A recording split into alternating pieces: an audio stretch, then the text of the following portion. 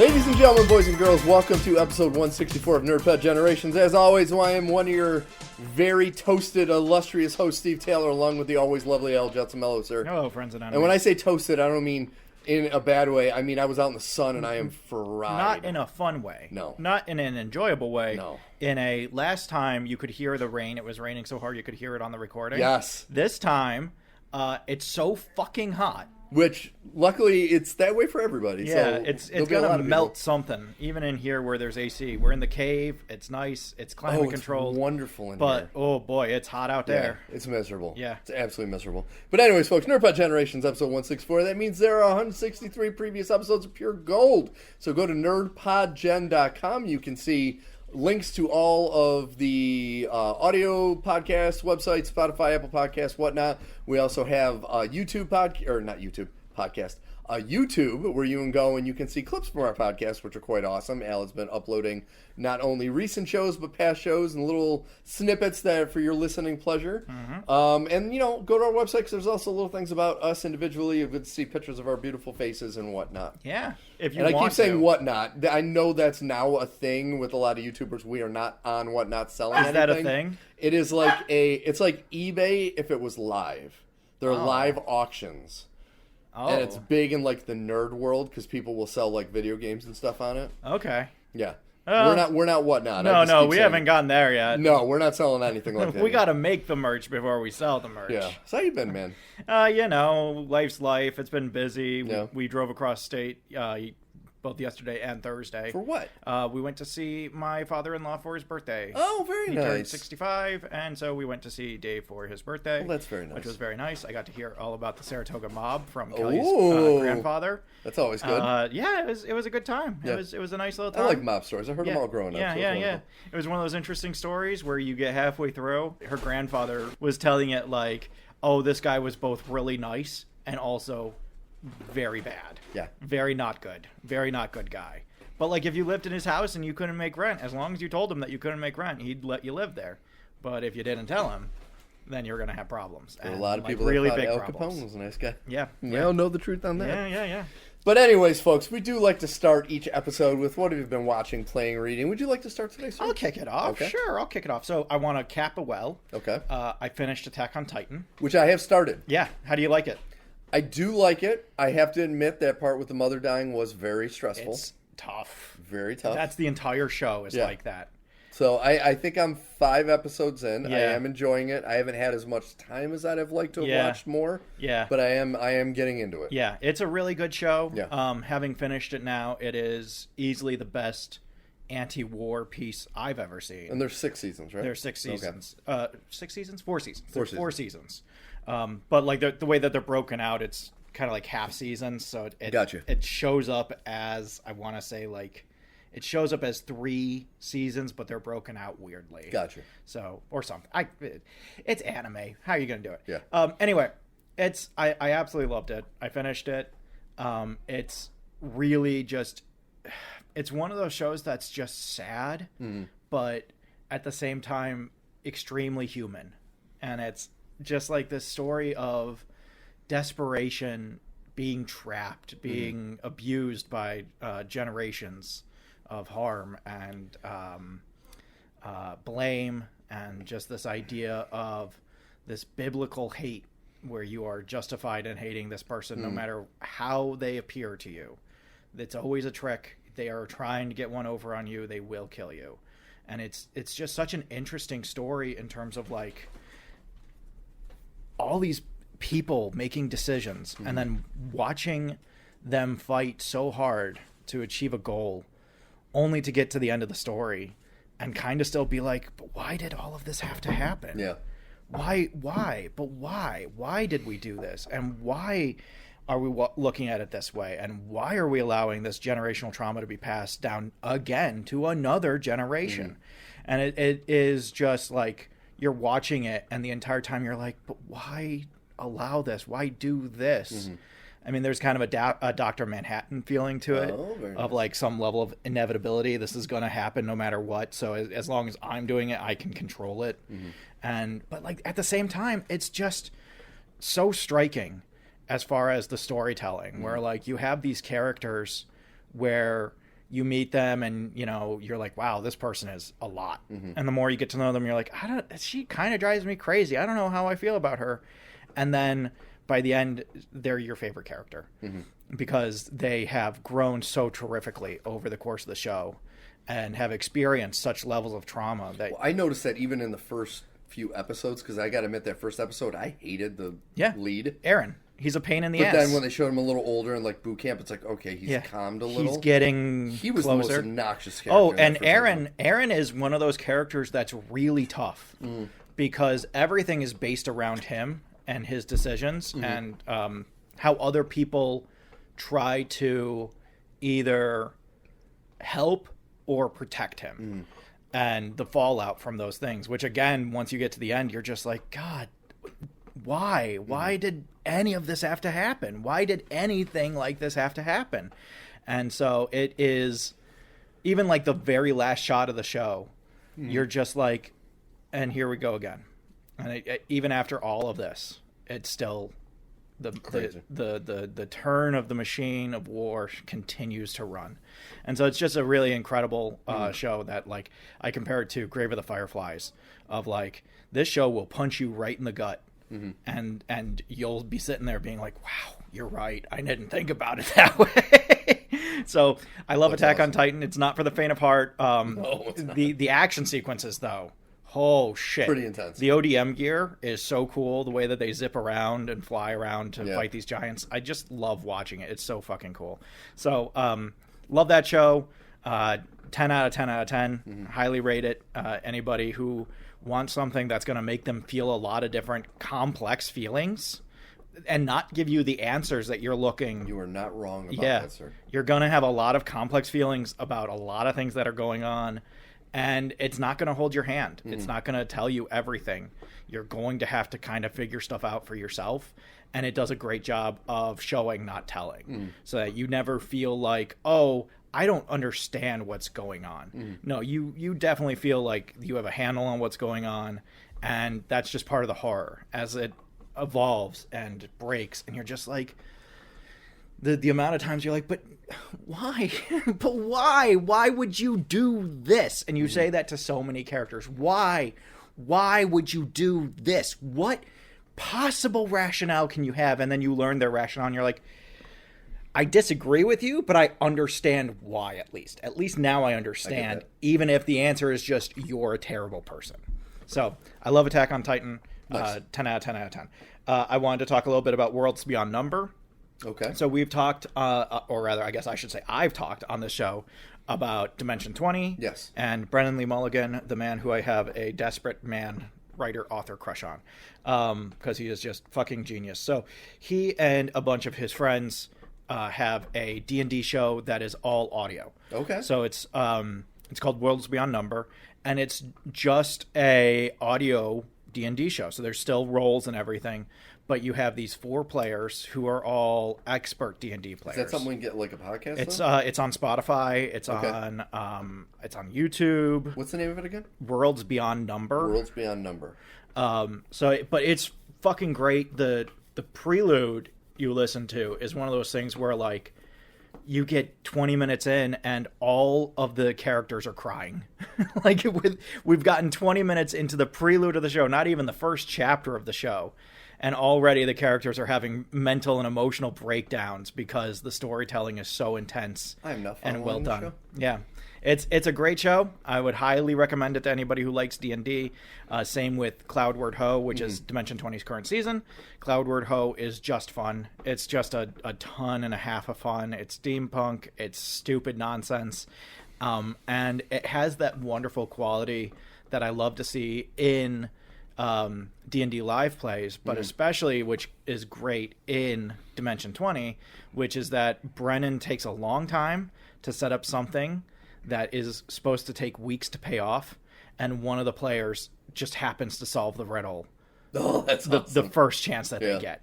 Worlds Beyond Number is absolutely stellar. It's Brennan Lee Mulligan, Erika Ishii, Lou Wilson, and Abria Iyengar, who are just 4 of the best storytellers I've ever heard to I am excited. play the game. So it's just absolutely stellar. It's well done, and Cloudward Ho is just fucking phenomenal.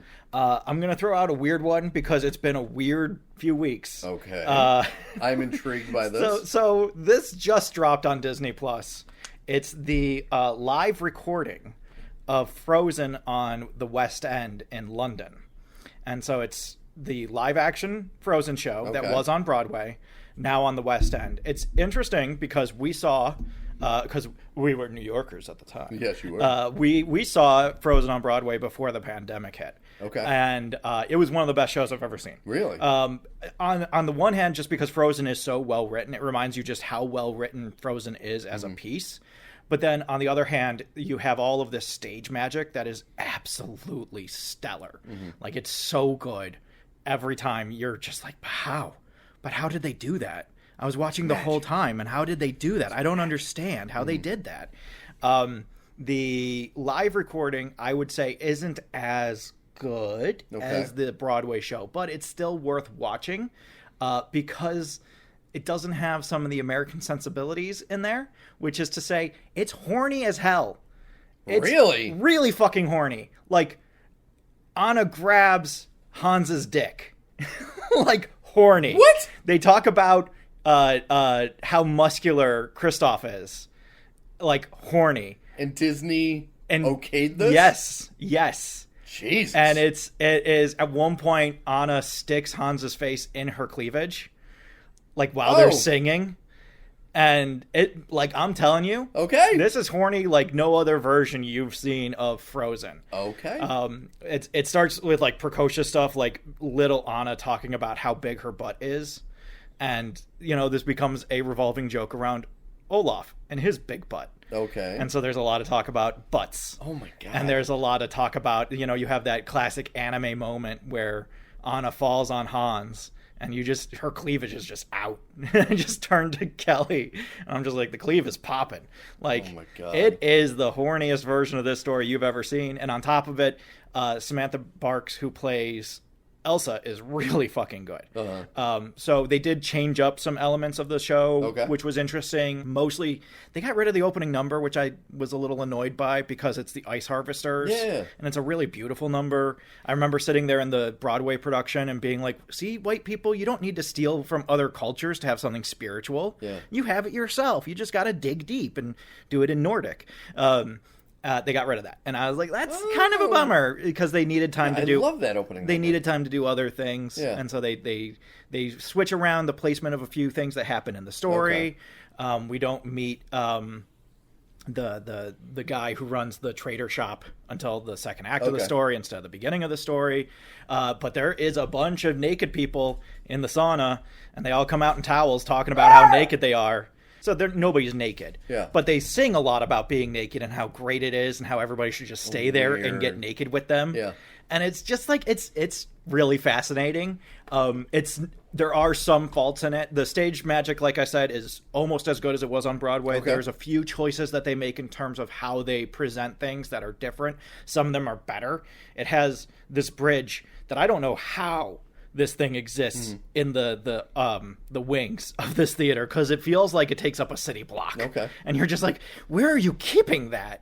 And people are climbing all over it and doing stuff on it. So it's not just like a pretty face, it's like a practical element of the show. Also have some down stuff. The guy who plays Hans is, I think, fittingly rat looking. You know that whole like the Rodentian male look that people talk about all the time, very in that class. Really? Just like, he has kind of this like rodenty face.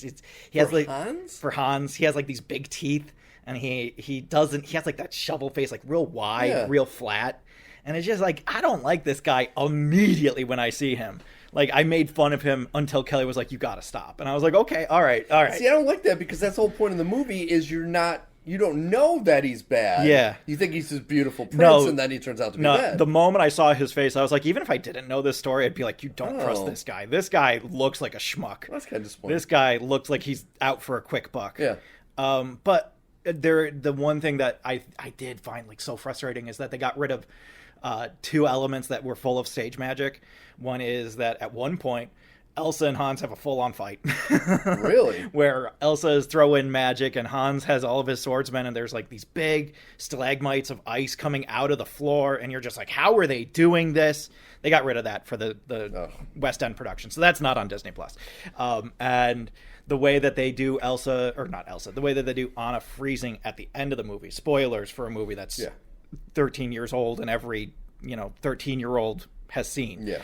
In the Broadway production, she had this costume change that was done on the stage, where she went from her regular clothes to this all white outfit, and her hair was all white and her makeup was all white, and they did it by having this Greek chorus acting as this storm that was kind of moving around, and she would be hidden in them, and they would do the change outs as part of that.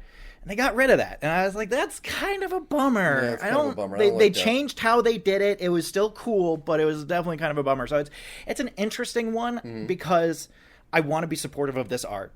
If we're talking about remakes and taking Disney properties that already exist and doing them in quote-unquote live action, I would much rather see something like this done, even with some of its issues and problems in terms of the adaptative ideas within it, than something like Snow White, which was just a fucking tragedy. Than something like Lilo and Stitch, where every time I hear anything about it, I'm like, this sucks. Yeah, it makes no sense. This fucking sucks, man. It makes no sense. So, like, anybody else, I don't know if it's online anywhere. I'm sure you can find it.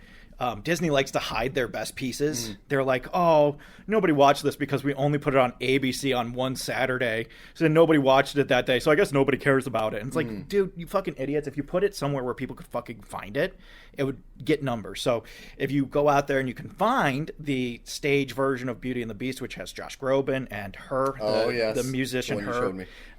And if you can find, similarly, the Little Mermaid, which had...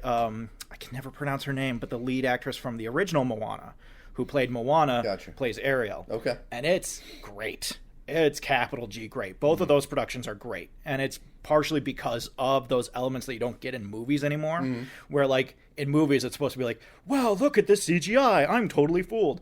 And on stage, you're like, no, but really, how did you just do that? Because I have been watching this whole time, and you were standing right there.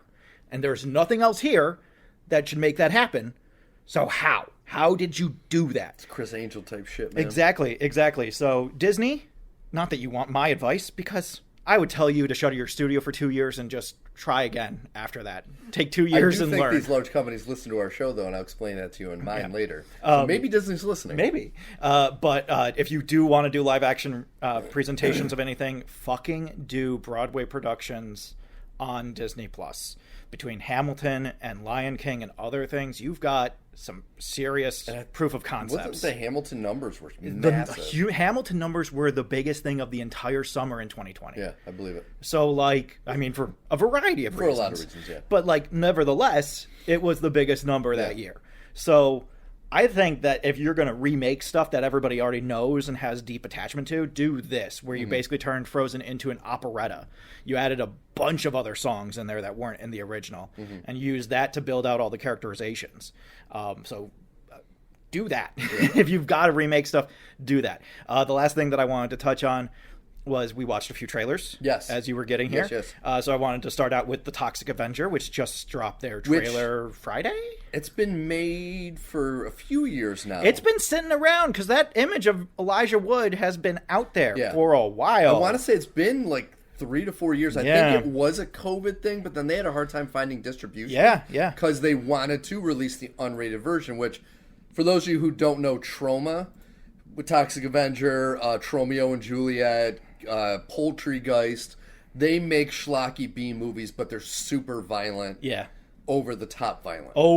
Violent. Like, hilariously, stupidly over-the-top violent. Yeah. So, this looks really fun. This is probably one of the better roles I've seen the Dink take in a little while. I didn't know how they would translate him being a dwarf. I mean, the original Toxic Avenger was like 7 feet tall. Yeah. But yeah, it's interesting. I kind of like it. I do too. I think it works. I think it really works for this medium and this mentality. And I'll tell you this. If we're comparing this to other bloody hero stories like The Boys, this is so much more interesting to me because it's not just What if Superman was a bad guy? Mm-hmm. What if Wonder Woman was this?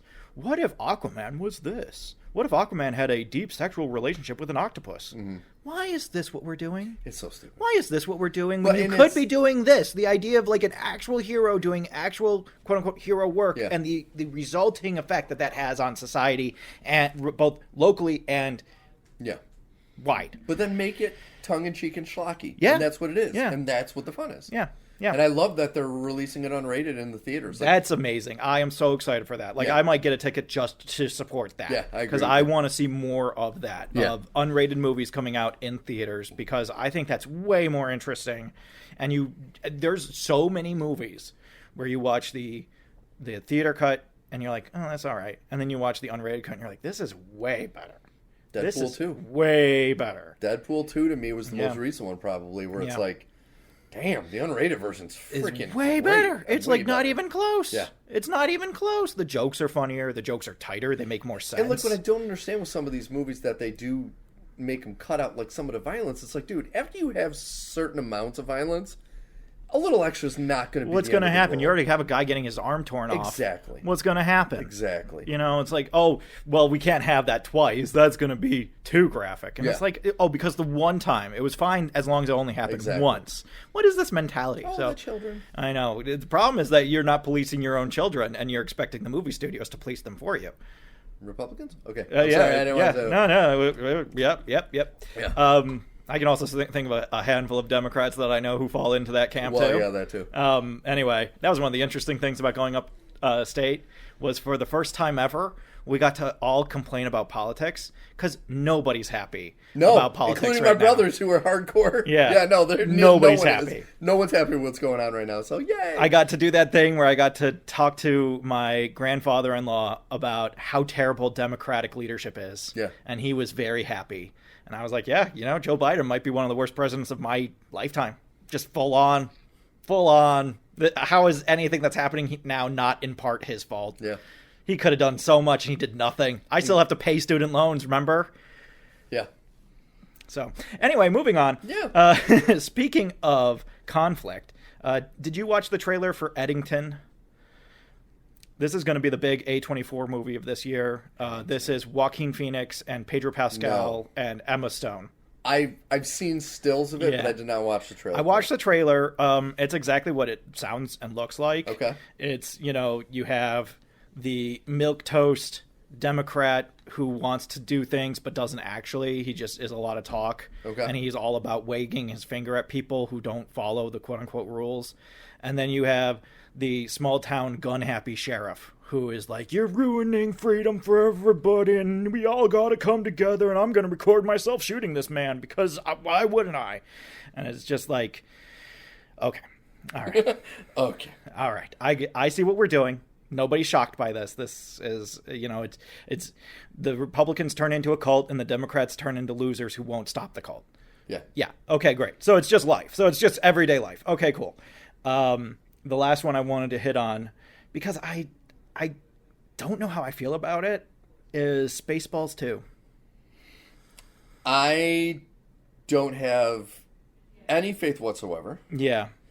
And mainly because I did end up watching History of the World Part 2, and it was horrible. Yeah. I love the fact that Mel Brooks is still alive. This was what I was going to say. This movie doesn't come out until 27. He's going to be, I think he'll be 98, 99. He'll Something. be up there. He'll be right at the up top line. But it's definitely jumped the shark. Like, you don't have Joan Rivers anymore. You don't have John Candy anymore. No. It's like you don't have. There's some all of this these talk of important who are they pieces. going to get to replace John Candy. I'm like, you don't get anybody to replace No. John Candy. You have a joke about how Mork, was it Mork? Morph? Barf. How Barf is, right, because your dog best friend. Yeah. Something sad that touches us all about, like, Barf has a little urn on, Dash Rendar or whatever. I don't fucking remember any of the names on his space Winnebago. But, like, this is the real issue. Yeah. I don't think Mel Brooks ever cared about Star Wars. I don't think he ever found it worth making fun of in the first place. Yeah. I think that this has always been a studio thing where the studio said, do a Star Wars. And he was like, okay, I guess. I don't really care, but okay.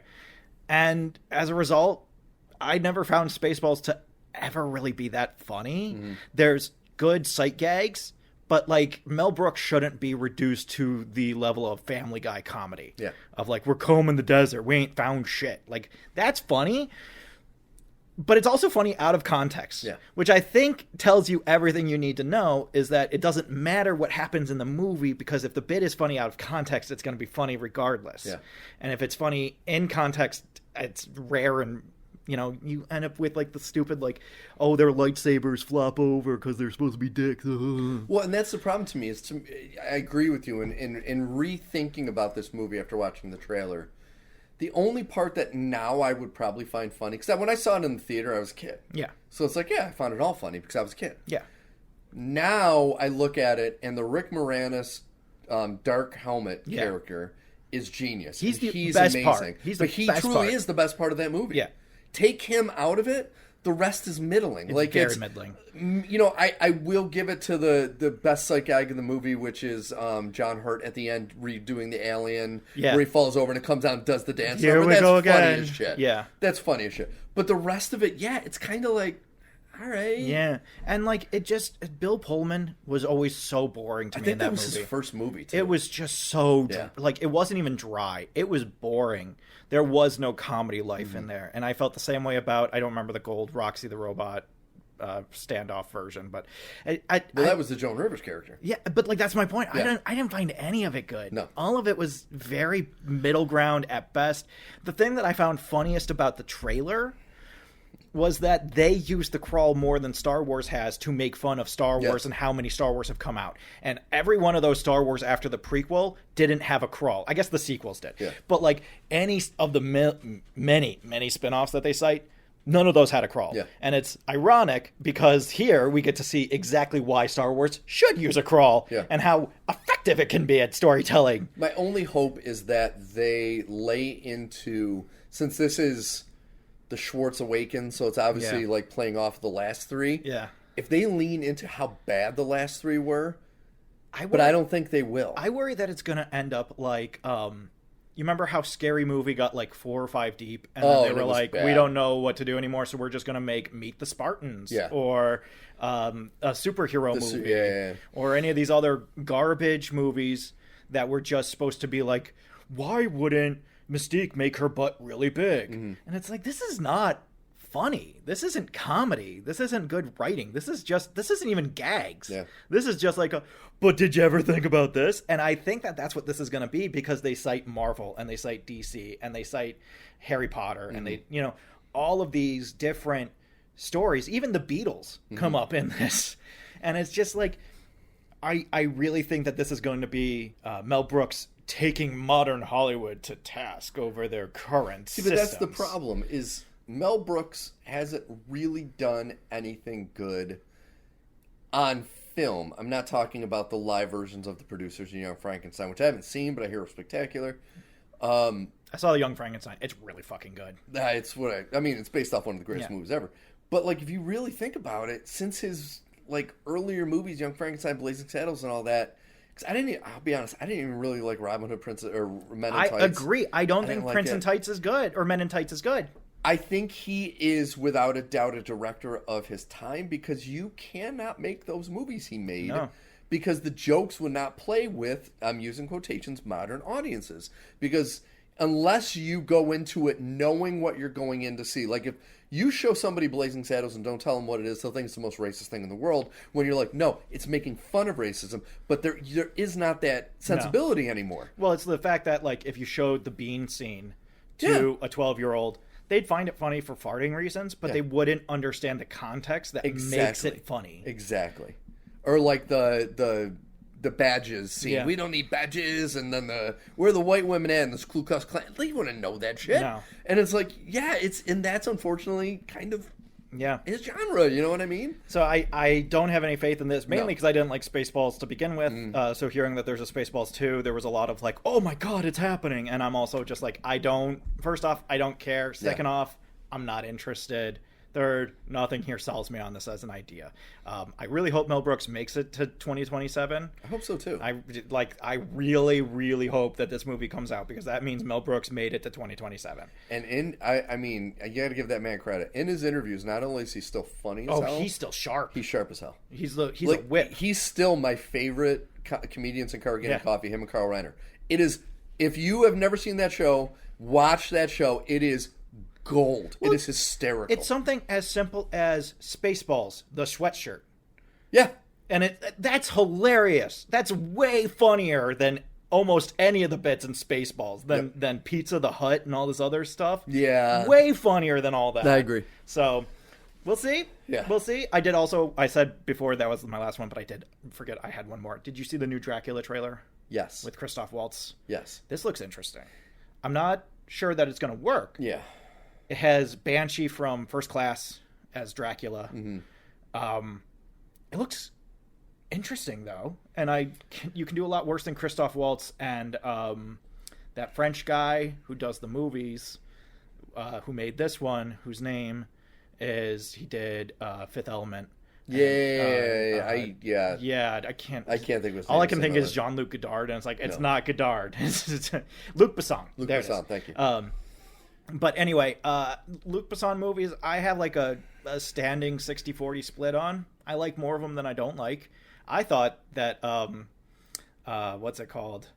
The City of a Thousand Planets. I thought that was a way better movie than people give it credit for. I actually kind of really like that movie. And I'll admit, The Fifth Element has grown on me over the years. Yeah. At first, I didn't necessarily like it, but it's grown on me. You got to get past the Chris Tucker of it all. Yeah, and that was huge. It's huge. But it's then an also, undertaking. it was at the peak of Bruce Willis being an action hero, and then he was like kind of a romantic lead type thing. And it was a little weird. Bonfire of the Vanities. Yeah. And these other so weird, it was. Yeah, I agree. But the thing I'm nervous about is we've already got the art house Dracula with the Nosferatu. It just came out last year. So it's like, I want somebody to lean into kind of like they did with Last Voyage of the Demeter, and more of like a horror Dracula. Yeah.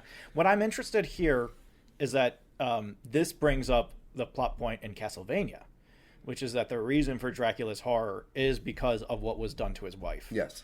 And so, like, that's something that we don't explore in most... Like, we didn't get into why Orlok did what he did in Nosferatu. He was just a monster. He was just a monster. So this idea of exploring this passionate man who has the ability to live forever and no qualms about killing and has plenty of enemies, I'm intrigued by that. And having Christoph Waltz as the Van Helsing, also interesting to me. So, and it's been a while since I've seen him in something. Yeah.